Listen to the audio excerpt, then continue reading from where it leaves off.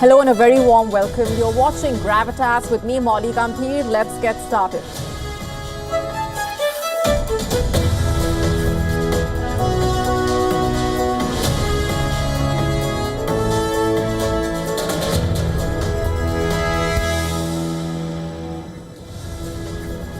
Our top story tonight on Gravitas focuses on the latest on the Russia-Ukraine war, with Putin's rejection of the Ukraine peace talks and the fresh escalations on the battlefield, with Russia's ominous advances in its revenge campaign after Ukraine's daring attacks.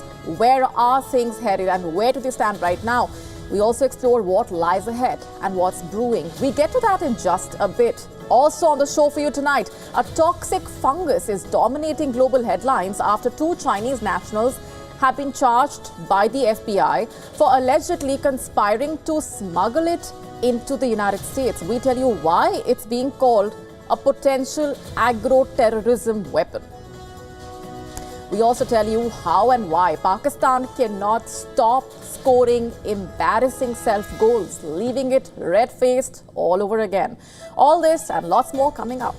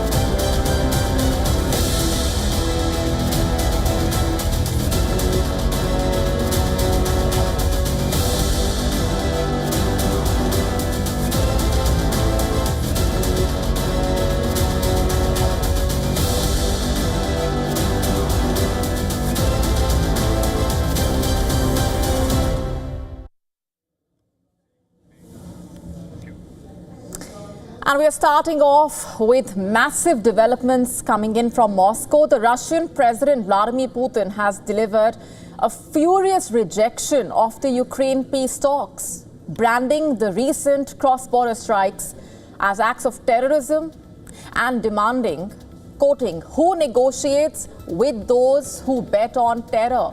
quote unquote.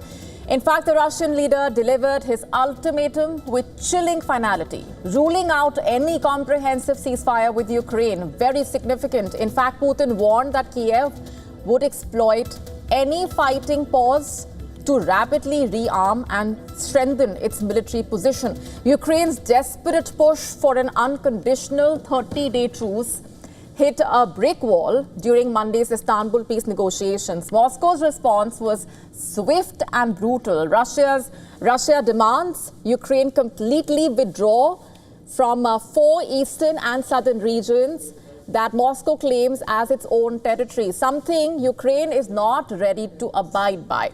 In fact, Putin exploded over weekend attacks on Russian border infrastructure, including a bridge strike that derailed a train and killed 7 people. The Russian president accused Ukraine of orchestrating these quote-unquote terrorist operations, specifically to thwart the negotiation process. In fact, American concerns are also mounting rapidly. The U.S. Special Envoy for Ukraine issued an urgent warning that Ukraine's Operation Spiderweb, the devastating drone strikes against Russia's strategic bomber fleet, risked triggering unpredictable and potentially catastrophic responses from Moscow. Remember, Donald Trump had said that he was not informed by Kiev regarding the deep strikes.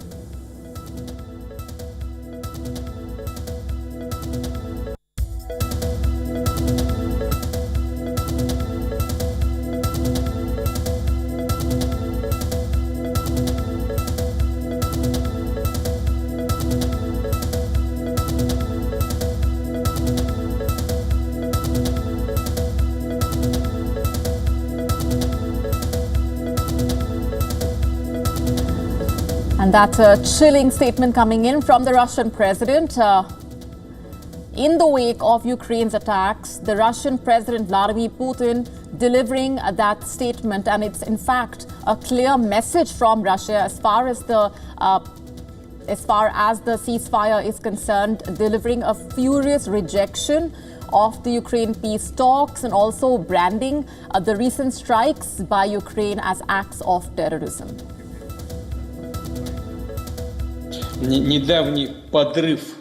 They are asking for a summit meeting. But how can such meetings be held in these conditions? What is there to talk about? How can we negotiate with those who rely on terror?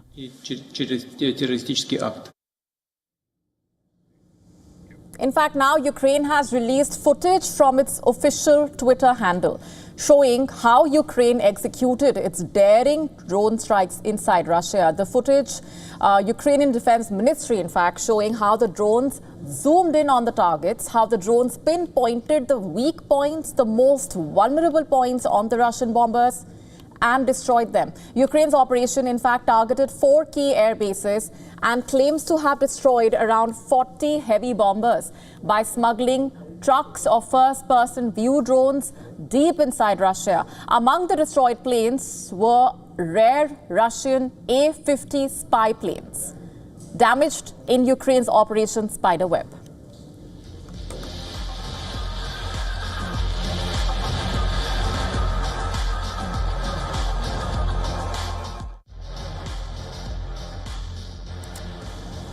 So that's the latest as far as the Russia-Ukraine situation is concerned. Of course, there have been fresh escalations on the battlefield as well. And now in the latest, the Russian president is giving out a firm rejection of the Ukraine peace talks. That's a significant takeaway coming at a very crucial time with speculation mounting regarding Russia's revenge campaign, and now Ukraine also releasing that piece of footage like we just showed you, showing how Ukraine executed its drone strikes inside Russia, followed by that second attack that was undertaken by Ukraine as well.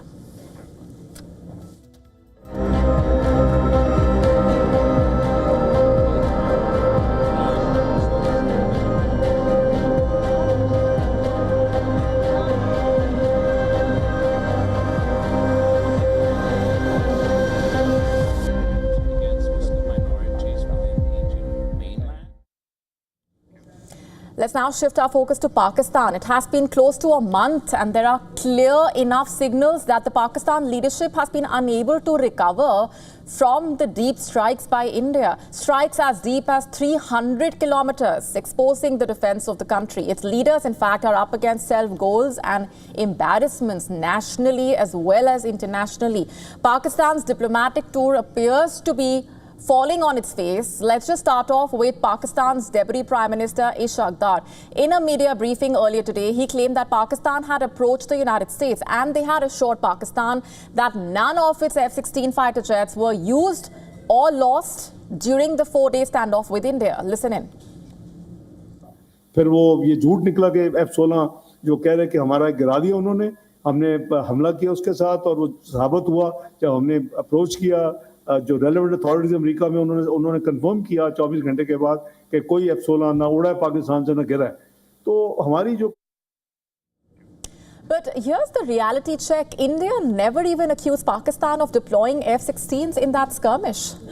So what exactly was Pakistan even trying to disprove here? Why seek America's endorsement to debunk a claim that was never made? Remember, Ishaq Dar is the same leader who, during a speech before the Pakistan Senate on the India-Pakistan clashes, ended up referring to a fake news report, praising the Pakistan Air Force. Members in the Senate cheered Dar's fake claim, which was then fact-checked by the Pakistan media itself. And that's not all. At the United Nations, former Pakistan Foreign Minister Bilawal Bhutto found himself cornered after accusing India of politicizing a terror attack to demonize Muslims. He was caught off guard when a veteran journalist pointed out that Indian briefings during the conflict were led by Muslim military officers. The reference was crystal clear. Colonel Sophia Qureshi, who was one of the officers leading India's communications during Operation Sindoor, Bhutto had no comeback. He just said, quoting, "You are absolutely right." And while Bhutto was tying himself up in knots very clearly, contradictions within Pakistan's own establishment were only piling up. At the same UN event, Bhutto claimed that Pakistan had locked onto 20 Indian jets with its radar. But Pakistan's Defence Minister Khwaja Asif had just recently claimed in an interview that it was only 10 jets. So a country unable to tally radar locks is now trying to flex its military credibility. This is the same defence minister who had said in an earlier interview that Pakistan had shot down Indian jets, but when asked for proof, his response was, "It's all over social media." From chasing imaginary victories to fumbling over facts on live microphones, Pakistan is not just losing its credibility, it's embarrassing itself, one press briefing and statement at a time.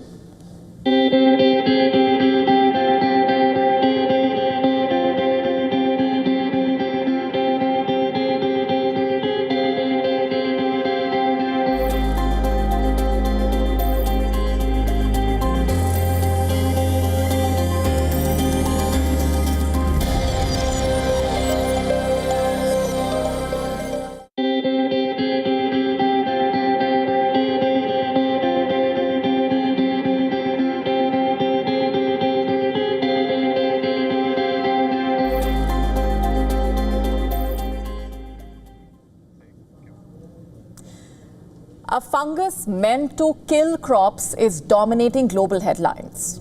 And here's why.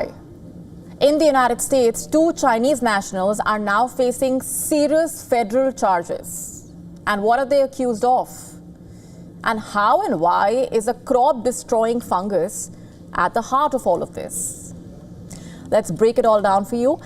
FBI Director Kash Patel, in a social media post, has said 2 Chinese nationals, 33-year-old Yunqing Jian and 34-year-old Zunyong Liu, have been charged with conspiracy, smuggling goods into the United States, false statements, and visa fraud. Now, this is about a dangerous fungus called Fusarium graminearum. That's the name of that fungus. In fact, why should this even be a case of such concern? This fungus infects crops like wheat, rice, corn, barley. It causes a disease called Fusarium head blight. In simple terms, it attacks the grain, turning kernels into withered, toxic husks. And that's not all. The fungus produces chemicals that are harmful to humans and animals. It can make people sick.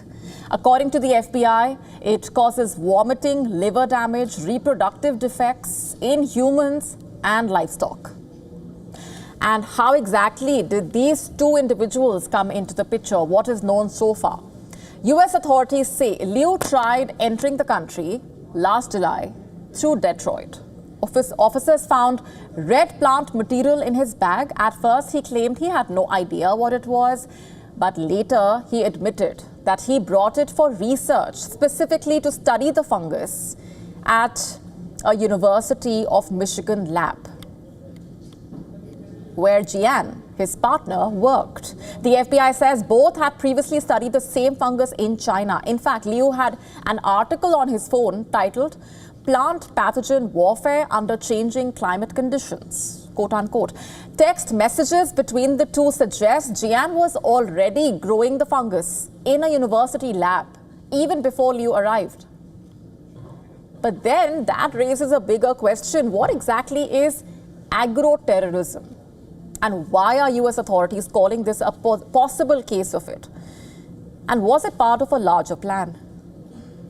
Agro-terrorism is the act of using harmful bugs, diseases, biological agents to attack a country's food supply. It's not just about crops, it's about destabilizing economies and governments by cutting off something every person needs, and that's food. Imagine this fungus spreading undetected through wheat farms. It could destroy harvests, spike food prices, hurt farmers, even cause panic in supermarkets. And in a country like the United States, where agriculture is a multi-billion-dollar industry, the damage could be massive. And here's the alarming part of all of this. This type of attack is hard to spot early on, and that's what reportedly makes agro-terrorism so dangerous and effective. Historically, agro-terrorism is not new. During World War II, German forces reportedly tried to sabotage Britain's potato farms using beetles. Even Japan explored the idea of using grain diseases during that time. And in 1984, a cult in America's Oregon poisoned salad bars with salmonella to sway an election, sickening over 750 people. Now back to this case. Jian is a biologist with a focus on cellular and plant development. Investigators saying she received funding from the Chinese government for her work. Liu, who first entered the US with the fungus, told officials he intended to help with university research. However, the University of Michigan has publicly denied any Chinese funding for their research and says it's fully cooperating with the investigation. So where do things stand right now? Where does the case stand? The charges are serious. If proven, the duo could face long prison sentences. But beyond the courtrooms and the legal proceedings lies a very chilling reminder here. Food systems are more vulnerable than we think. Something like this deadly fungus could threaten entire crop fields.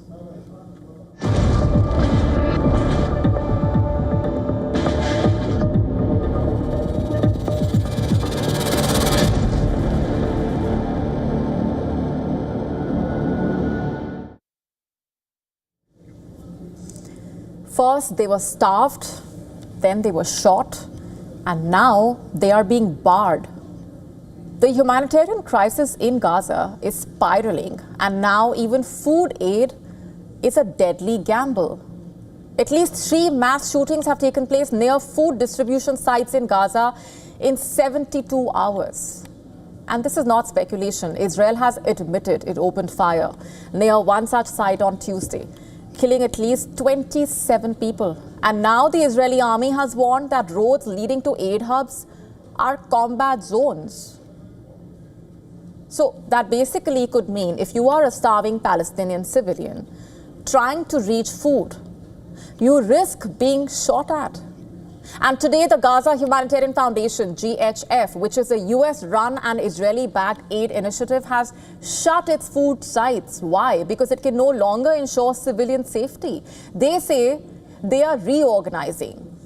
But you see, in doing that, they have provided no details of any timeline, no guarantees. The foundation is now pleading with the Israel army to mark safe corridors more clearly,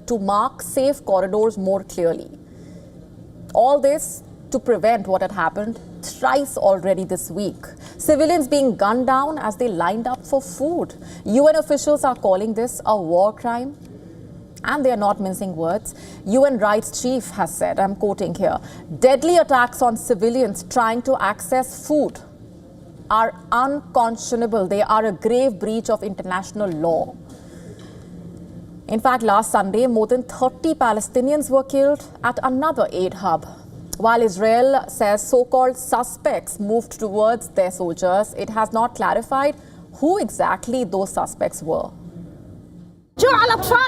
We only wanted to feed our children. They're the ones who need food, not us. We're used to going without, like during Ramadan. That's why we rushed to the aid distribution site. They tempted people with promises of help, but in the end, they opened fire.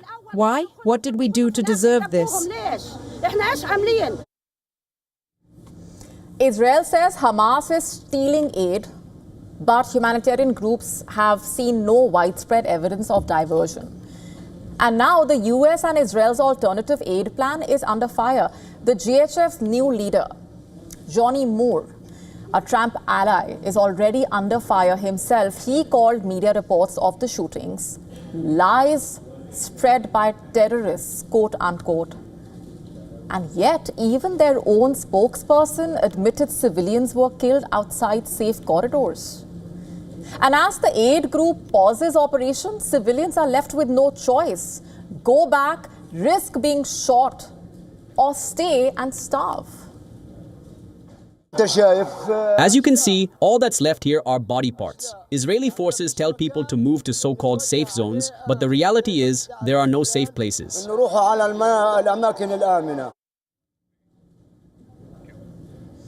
So as the world watches and the UN debates, food has already become the front line in Gaza.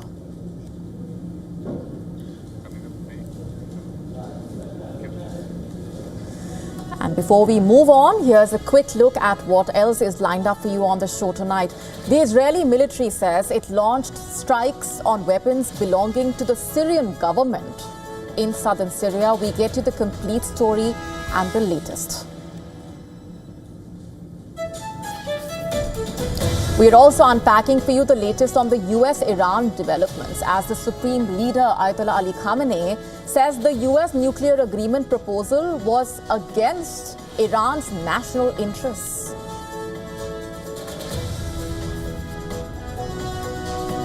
One in 5 teenagers in India's capital is sleep deprived. What explains this? What is causing this sleep crisis? We break it down for you.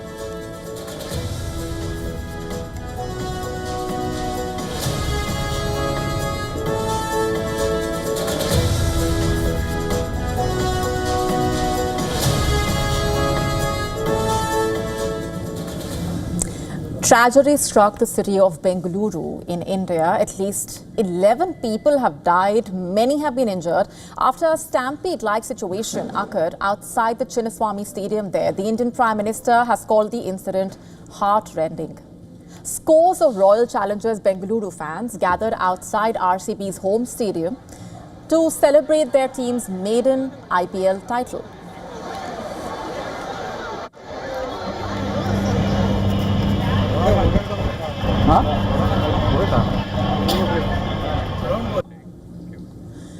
Roads in and around the stadium were choked. Traffic police had earlier cancelled the team's victory parade, predicting traffic congestion and to avoid any mishap. But the felicitation ceremony at the team's home stadium went ahead and the situation went out of hand. Remember, this event was organized by RCB and Karnataka's Cricket Association. The overwhelming crowd led to a stampede-like situation at multiple entry points, forcing the police to intervene with a baton charge to control the surging crowds.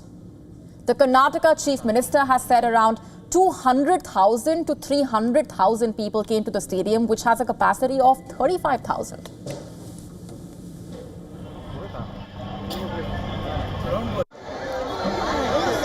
There are small gates. The people entered through the gates. They have broken the gates. They have broken the gates also. So stampede has taken place. Nobody has expected so much of crowd will come because the capacity of the stadium is only 35,000 people. Only 35,000 seats are there. But 2 to 3 lakh people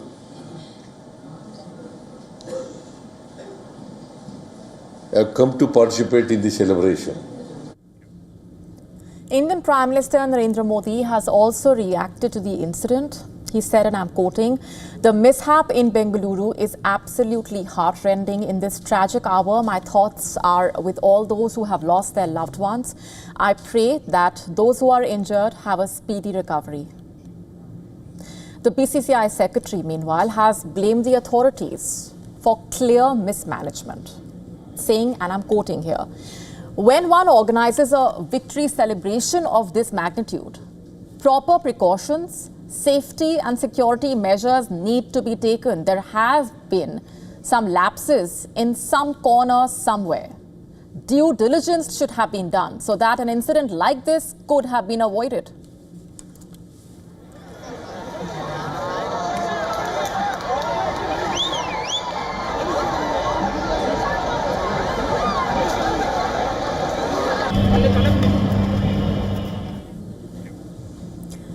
We're shifting focus for now.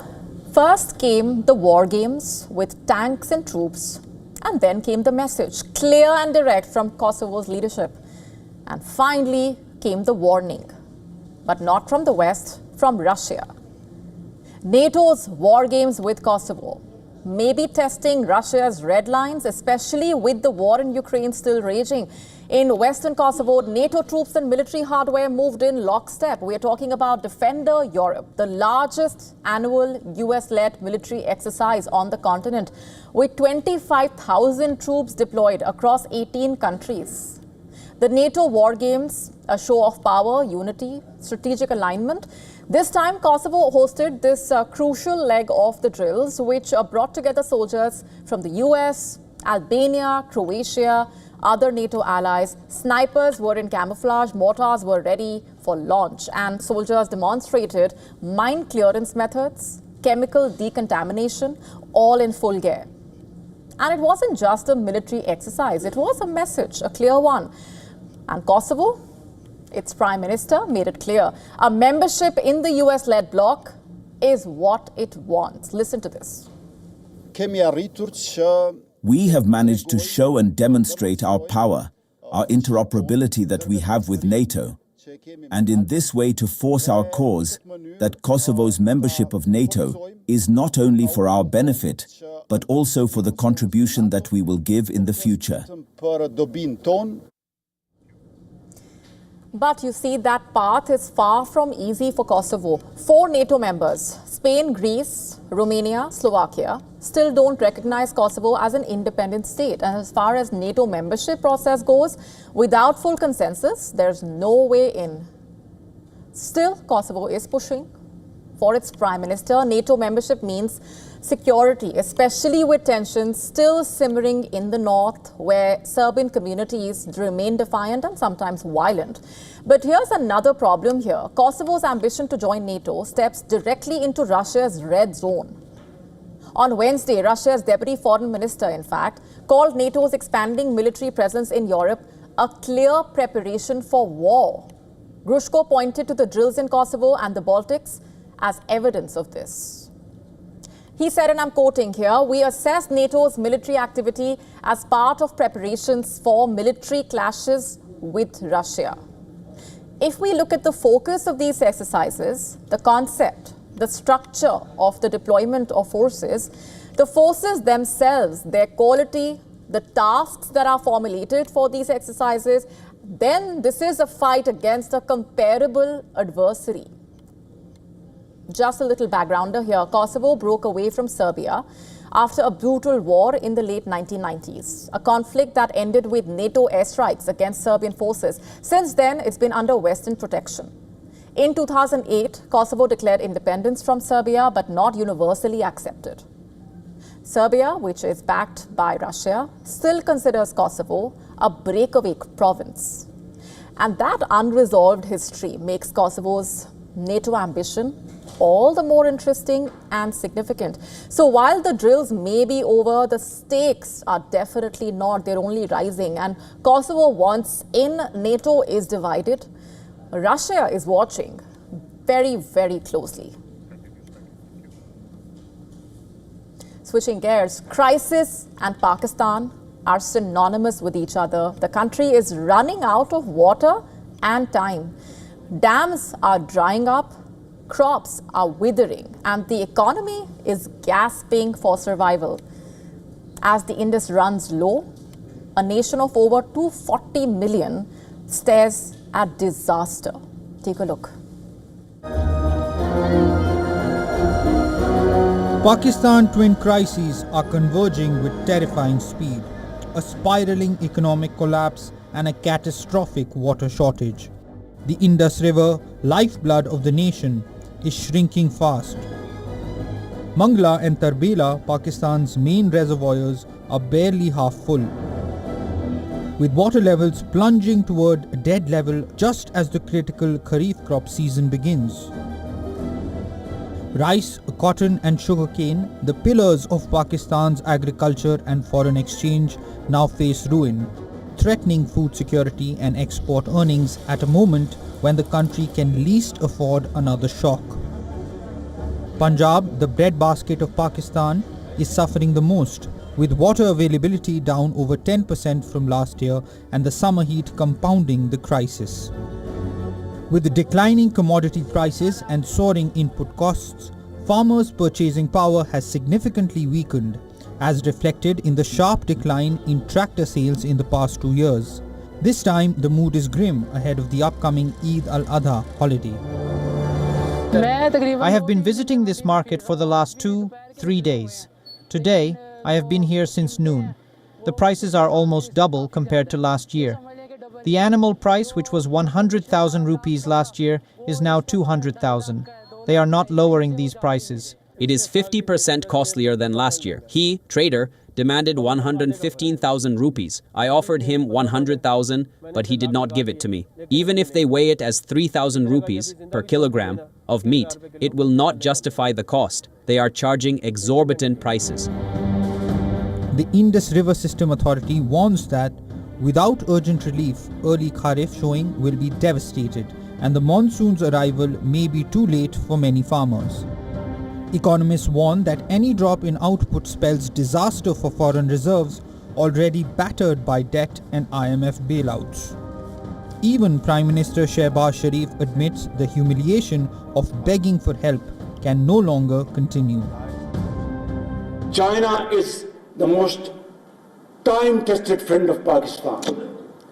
Saudi Arabia is one of the most reliable, trustworthy friend of Pakistan. And so are others. Turkey, Qatar, UAE. They expect us now to engage them in trade, in commerce, innovation, and they no more expect that we go there with a begging bowl. The World Bank has flagged rising poverty and food insecurity, with millions facing hunger as the government struggles to pay its bills and allies tighten their grip on financial aid. Right now, the clouds of uncertainty looms large over Pakistan.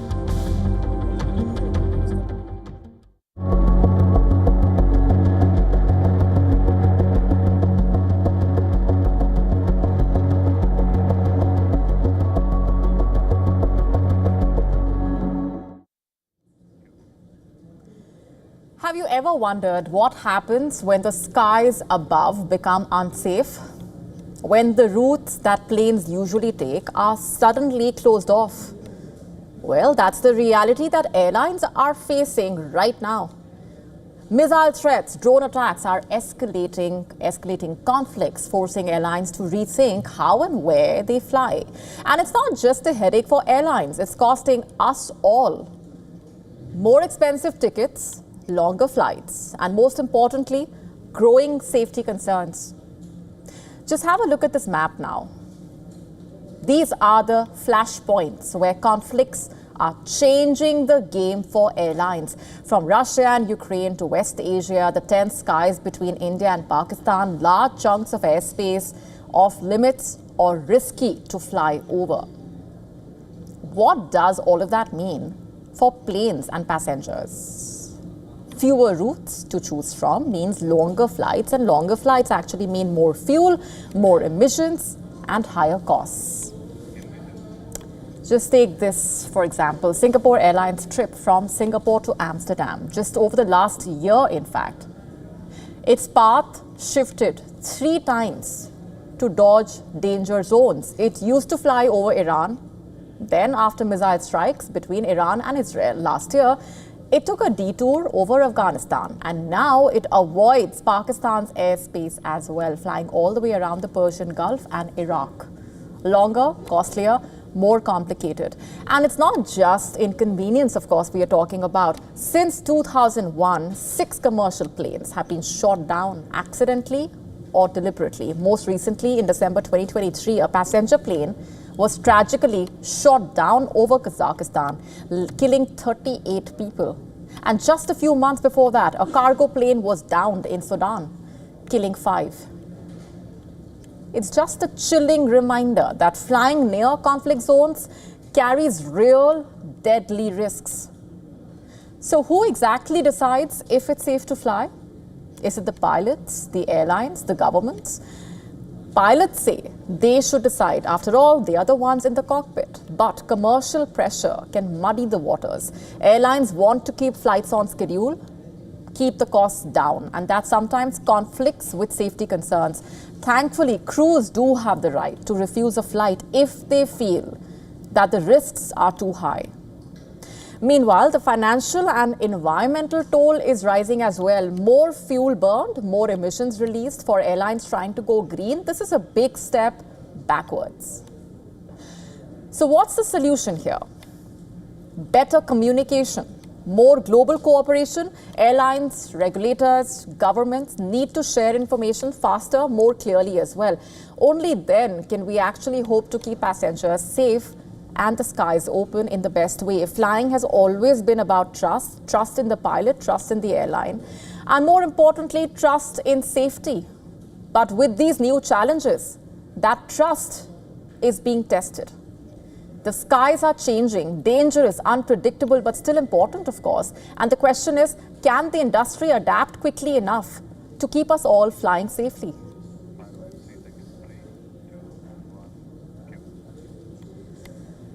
Tensions between Iran and the United States are back in the spotlight as the Supreme Leader Ayatollah Ali Khamenei said the US nuclear agreement proposal was against Iran's national interests.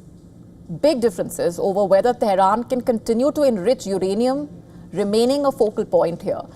Over the past several months, in fact, Iranian and American officials have held multiple rounds of indirect negotiations through intermediaries seeking a fresh nuclear understanding. And these efforts aim to replace the 2015 nuclear agreement that US President Donald Trump pulled out of during his first term in office back in 2018. Iranian officials have said that they had received key elements of a new US offer relayed through Omani mediators. While the full terms remain undisclosed, in a nationally telecast speech, the Iranian Supreme Leader has said that Iran does not need a green light from Washington or any other foreign power to make decisions on its domestic nuclear activities. Independence means not waiting for the green light from America and the likes of America, and not worrying about the red light from America and the likes of America. And on Monday, Trump said his administration will not allow any enrichment. In his speech, Khamenei made it clear that nobody has any authority to dictate Iran's uranium enrichment policies, adding that the issue is strictly a national matter beyond the reach of external influence.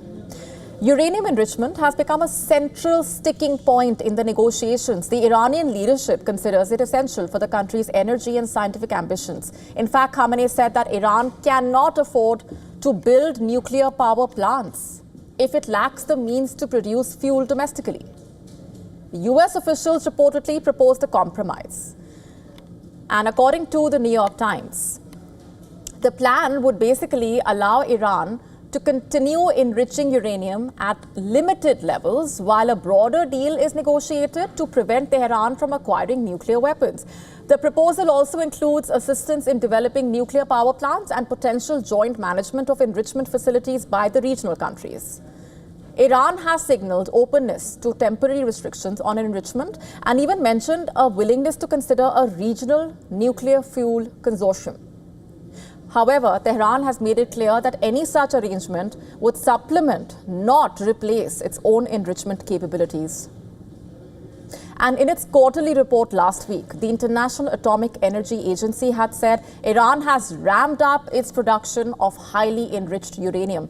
Currently, Iran enriches uranium up to 60% purity, well above the 3.67% cap set by the 2015 deal, but still short of the 90% threshold required for a nuclear weapon. And as the talks continue behind closed doors, both sides have dug in their heels very clearly. Has the path to a renewed nuclear deal all but collapsed, is the question.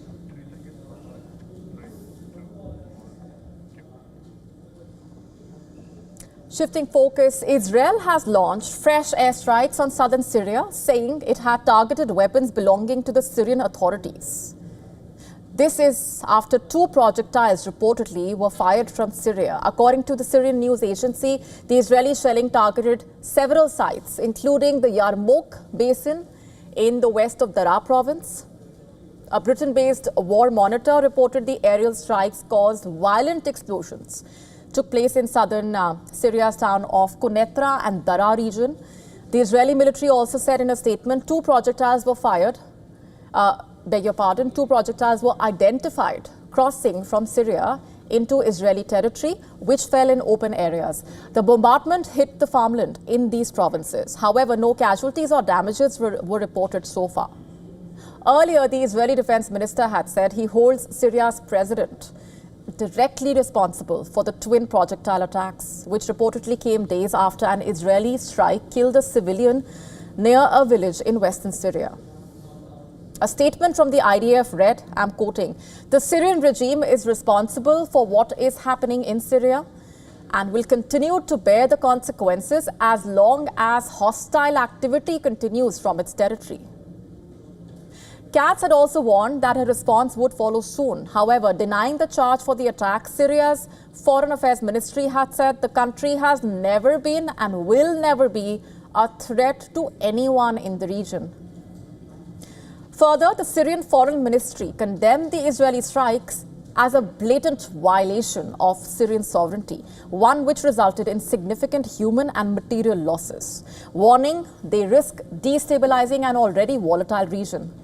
Recently, Syria and Israel have engaged in direct talks to ease the tensions, one which marked a significant development in relations between the two sides, locked in conflict for decades. However, in the recent weeks, territories in both countries have witnessed rising tensions, including reported Israeli military incursions into nearby villages, and with attacks and counterattacks mounting every day. It only signals there is a long way to de-escalation.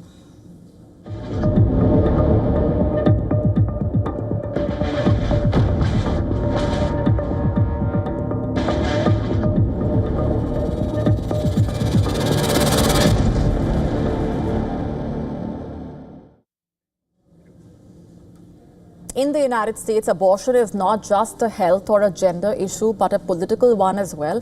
An issue highly complex and sensitive, impacting the lives of millions.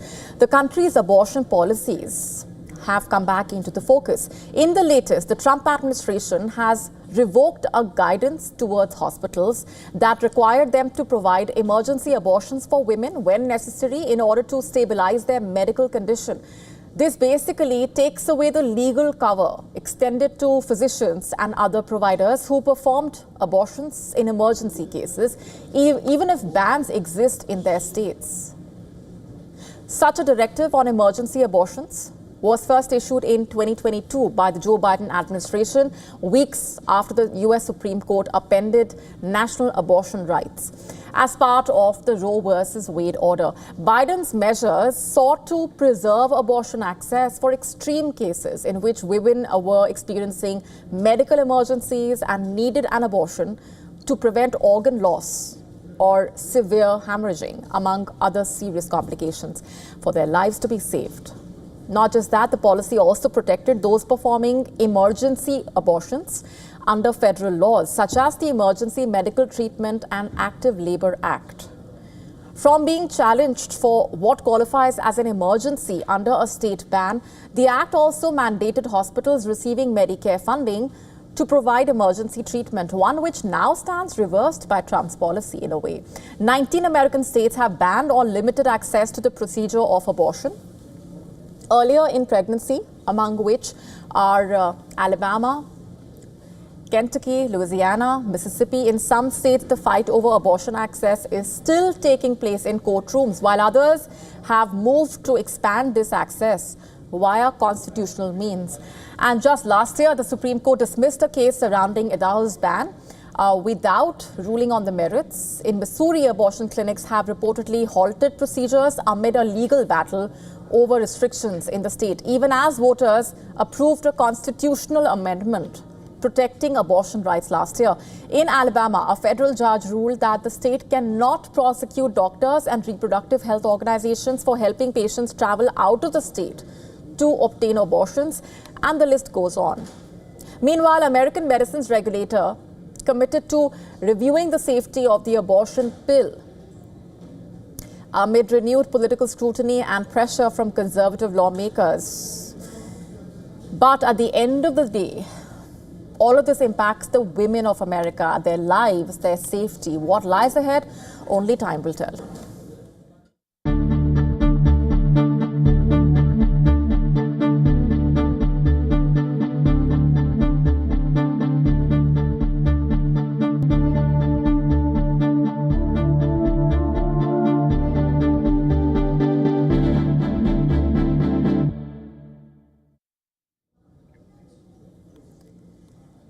On to India. Youngsters in India's national capital are going through a concerning crisis. They are unable to sleep for nights on end. A new study suggests 1 in 5 teenagers in Delhi experiences clinical sleep depression. The study, conducted by doctors at the Gangaram Hospital, assessed over 1,500 students from 9 educational institutes, and the revelations are startling. Students between the ages of 12 to 18 years found to be having 22.5% insufficient sleep. In fact, 22.5% had insufficient sleep, while 60% showed depressive symptoms. These are among the ones who need urgent mental health care attention. A good night's sleep can apparently make a huge difference even in mark sheets. Almost 65% also showed mild cognitive challenges due to sleep deprivation. According to the World Health Organization, sleep deprivation is a condition where one does not get enough sleep to support optimal health, alertness and functioning, and is a trouble more common than thought. In fact, excessive study-related stress, irregular routines, overexposure to screen time could be plausible causes, as it also manifests in those with certain underlying health conditions. Is a change possible is the question. Researchers think yes, via sleep counseling and allowing the young to take more of digital detoxes and nap breaks whenever feasible for a more relaxed time and relaxed mind.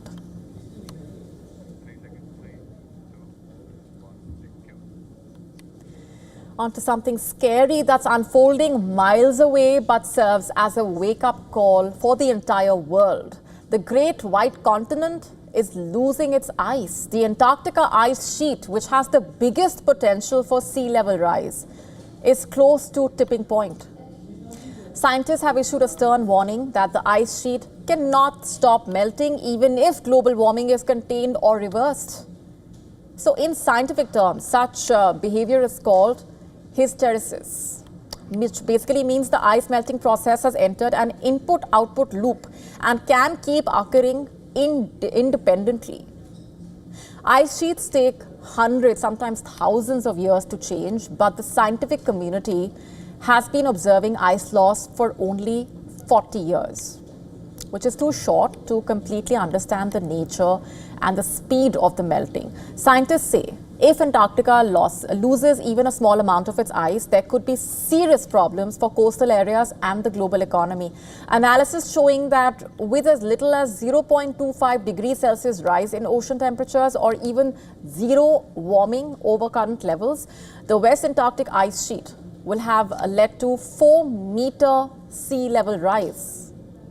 Scientists say heating of oceans that surround Antarctica rather than atmospheric warming is responsible for pushing ice sheets into interglacial state. Scientists have emphasized that once the tipping point is crossed, restoring the ice sheets to their current stable condition will be unfeasible.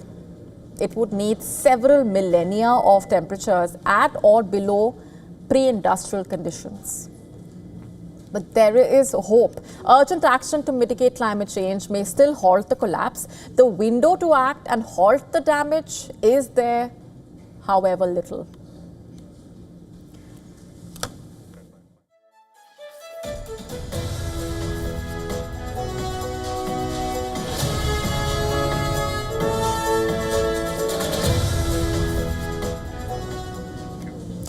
Our next story comes from Japan. Researchers there have developed something which could be a game changer in the fight against plastic pollution. They have developed a plastic. It's no ordinary plastic because it dissolves in seawater within hours.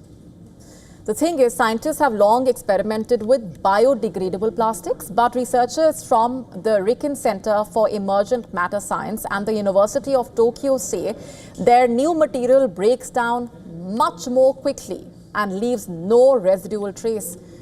This is extremely significant given that the world has been dealing with the impact of plastic pollution. It's a grave threat, after all, that has surrounded us from all sides. The menace of plastics, it's a monster created by human beings that is now choking our environment.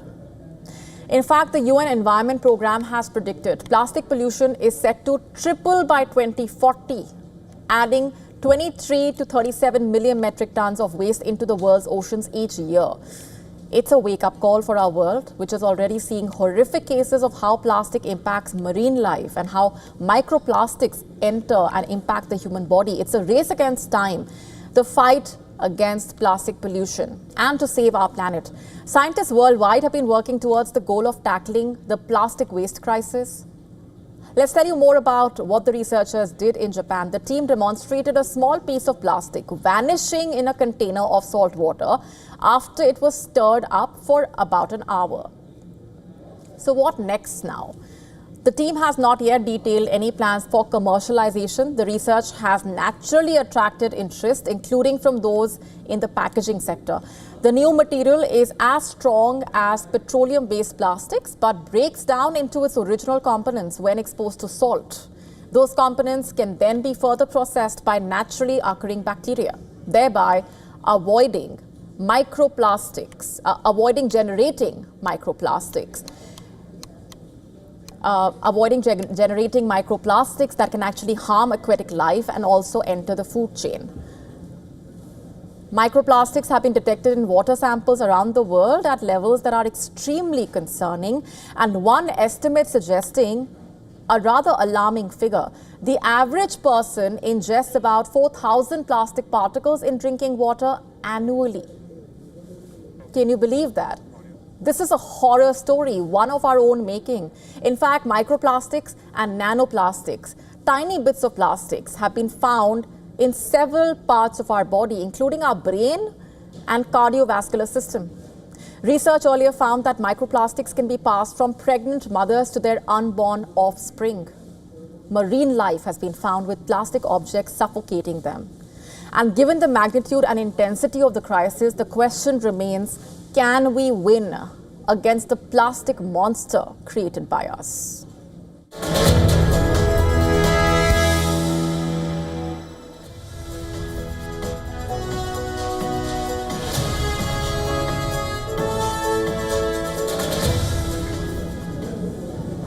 Time now for Gravitas Recall. Today, 36 years ago, China scripted a bloody history when Chinese troops opened fire on its own people in Tanaman Square, which became the center of massive pro-democracy protests. On the 36th anniversary of the event, the US Secretary of State, Marco Rubio, praised the courage of the Chinese people whose loved ones were killed in the crackdown. He, along with the Taiwan president, have said that the world will never forget the Tiananmen Square massacre. In response, the Chinese Foreign Ministry accused America of distorting historical facts and attacking China's political system. The relevant wrong remarks from the US side maliciously distorted historical facts, deliberately attacked China's political system and development path, and seriously interfered in China's internal affairs. China strongly deplores and firmly opposes this. China has lodged solemn representation with the US. But what really happened? On June 4, 1989, Chinese tanks rolled into Tiananmen Square and troops opened fire to end the pro-democracy demonstrations. Even as China's Communist Party has never released a death toll, rights groups and witnesses saying the figure could run into thousands. Chinese leaders denouncing the demonstrations as a counter-revolutionary movement leading to arrests, executions, frightening many demonstrators into silence. In 1988, China slid into economic chaos with panic buying triggered by rising inflation, peaking at more than 30% in some parts. This was also coupled with simmering public discontent that led to mass demonstrations. Over 1 million people flooded into central Beijing protesting against corruption, economic mismanagement, nepotism, poor career prospects, many of whom got shot and crushed by Chinese troops, thus marking a dark day in Chinese history. And with that, it's a wrap on this edition of Gravitas Tonight. This is me, Molly Gambhir, signing off. Thanks very much for watching.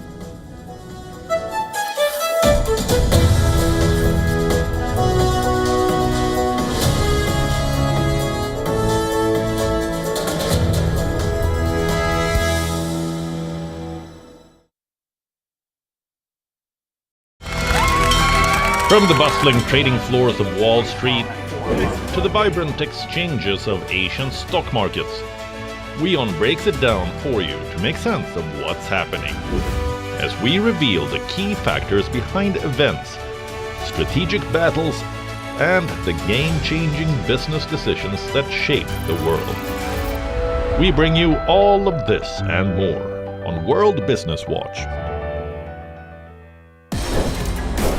We're giving an AI-generated video where we can analyze your credit history, your credit score. It's all about now content. A lot of it is now digital. A lot of TV content is still being watched. I think it's been a fantastic journey. We have succeeded in some of our original goals, which was to bring credit accessibility to both companies and individuals. Key milestones of traction under your leadership. Getting actually a personal check from Mr. Ratan Tata. We got an opportunity to get listed. One of the biggest things that has changed in Razorpay over the last 5-6 years I've been is to be a single product, single business company to a multi-product, multi-business company.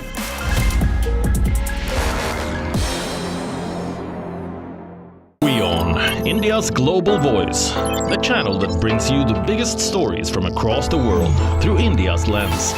Now available in more than 190 countries worldwide, because we believe that the world is one. Watch us in Africa, Europe, USA and Canada, South America, Asia Pacific, Middle East and North African regions. Also available on these digital platforms across the world. WION. World is one.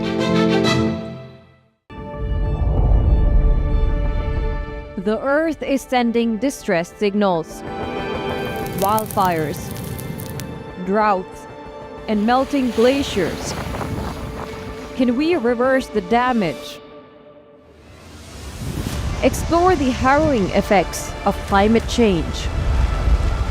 It's a wake-up call. Global emergency. Climate Tracker on WION World is One. To bring the benefits of the Subhash